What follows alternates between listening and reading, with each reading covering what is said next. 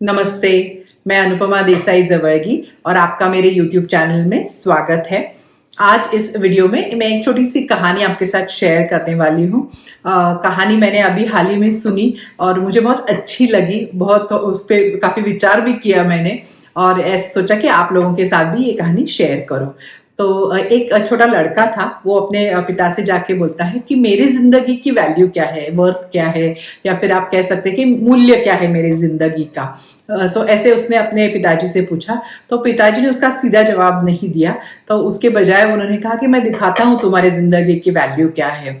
तो उन्होंने उस बच्चे के हाथ में एक पत्थर दिया और उसको बोला कि इसको मार्केट में लेके जाओ और कोई भी आपको पूछेगा कि बेचना है क्या, तो इसकी क्या कीमत है, तो कुछ बात नहीं करनी है मुंह से, सिर्फ ये ऐसे उंगली दिखानी है दो करके। तो वो बोलता है, लड़का बोलता है ठीक है, वो बाजार लेके जाता है। वहां पे वो थोड़ा अलग दिखने वाला पत्थर है, तो एक बूढ़ी औरत रहती है, वो सोचती है कि एक अच्छा पत्थर है, अलग दिख रहा है, ये मेरे गार्डन में अच्छा दिखेगा। तो वो लड़के से पूछती है कि मुझे ये पत्थर खरीदना है, क्या कीमत होगी इस पत्थर की। तो वो जैसे पिताजी ने बोला रहता है कुछ बात नहीं करनी है, वो सिर्फ ऐसे दिखाता है। तो वो औरत बोलती है अच्छा $2 कीमत है इसकी, तो ठीक है मुझे चाहिए। तो लड़के को सिर्फ उतना बोला रहता है कि इतना ही बोलना है, देना नहीं है किसी को। तो वो सुनता है वो $2 और घर पे आके पत्थर लेके आता है और पिताजी को बोलता है कि वो बूढ़ी औरत मुझे $2 देने को तैयार थी पत्थर के लिए। तो फिर वो वापस पिताजी उसको बोलते हैं ठीक है, अभी तुम म्यूजियम में जाओ और म्यूजियम में भी वही करना है, कोई भी इसकी कीमत पूछे तो उसको सिर्फ ये उंगली दिखा से दो दिखाना है।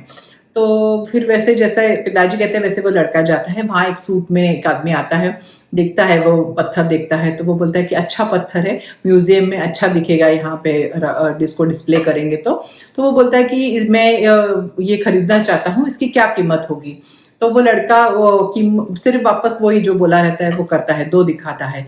तो वो आदमी बोलता है ठीक है, $200 देने को मैं तैयार हूँ इस पत्थर के लिए। तो वो सुनता है, लड़का खुश होता है कि पहले तो वो $2 बोल रहे थे, अभी ये $200 बोल रहे हैं।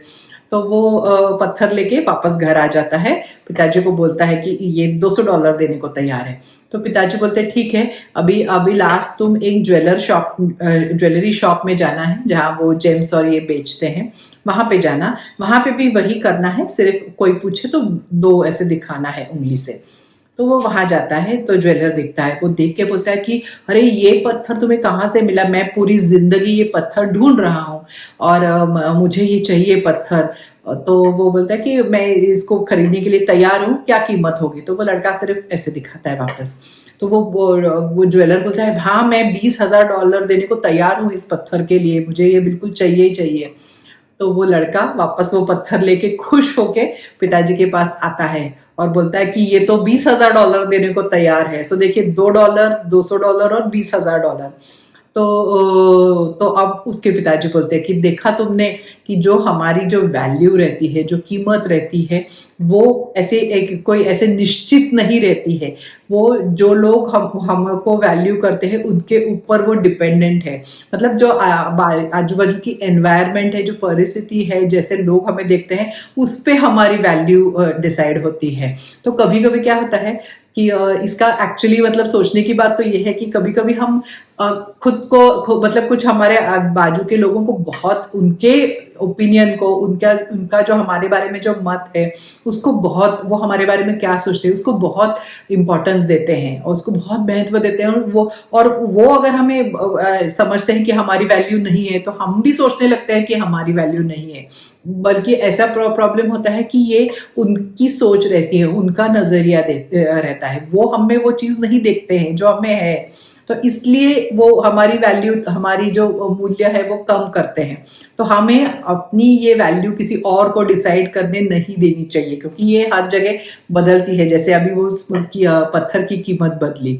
सो हमें ऐसे लोगों के साथ रहना चाहिए जो हमें वो वैल्यू देखे, हमारा वो जो पोटेंशियल है, हमें जो क्षमता है उसकी और उनका ध्यान हो, और वो हमारा ठीक से मूल्यांकन कर सके। मतलब ऐसे तो किसी और के ऊपर हमें अपना ये मूल्य, हमारा मूल्य कितना है ये नहीं करना चाहिए डिसाइड, क्योंकि ये तो बदल सकता है। तो अक्सर ऐसे होता है कि हम कुछ लोगों के ऐसे बीच में रहते हैं जो हमें हमें बिल्कुल वैल्यू नहीं करते हैं, और हम भी ऐसे सोचने लगते हैं कि हमारी सच में वैल्यू नहीं है। लेकिन अभी आपने देखा कि एक पत्थर की वैल्यू हर जगह अलग है। तो इसलिए हमें ऐसी जगह या लोग चुनने चाहिए हमारे आजू बाजू में कि जो हमारे अंदर के पोटेंशियल को देखे, जो हमारे अंदर के गुणों को देख के हमें प्रोत्साहन दे कि हम हमारा सबसे बेस्ट दे सके। तो हमारी जगह कहाँ है, हमारा मूल्य क्या है, ये हमें खुद डिसाइड करना चाहिए। ये खुद हमें इसके बारे में सोचना चाहिए और उस हिसाब से आपको वैल्यू करना चाहिए और अपने गुण और ये बढ़ा के, और जो मतलब ठीक लोगों के इसमें अच्छे लोगों की कंपनी में जब हम रहते हैं तो हम अपने आप हमारा मूल्य बढ़ता है, क्योंकि वो हमें उस दृष्टि से देखते हैं। तो इसलिए ये जो कंट्रोल है, ये जो वर्थ है, हम सोचते हैं ये हमेशा बदलती रहती है। और ये ध्यान देना बहुत इंपॉर्टेंट है कि ऐसा नहीं है कि ये किसी और के इस कहने पे डिपेंडेंट है। तो हम इसको अलग अलग वातावरण में हमारे परिश्रम से, हमारे गुणों से हम अपनी वर्थ बढ़ा सकते हैं। तो ये एक छोटी सी स्टोरी थी, तो मुझे पसंद आई। अगर आपको पसंद आई तो लाइक कीजिए, किसी और को फायदा हो उनके साथ शेयर कीजिए, चैनल को सब्सक्राइब कीजिए, और ऐसे ही अगले वीडियो में एक नए विषय के साथ मिलूंगी। Thank you. नमस्ते।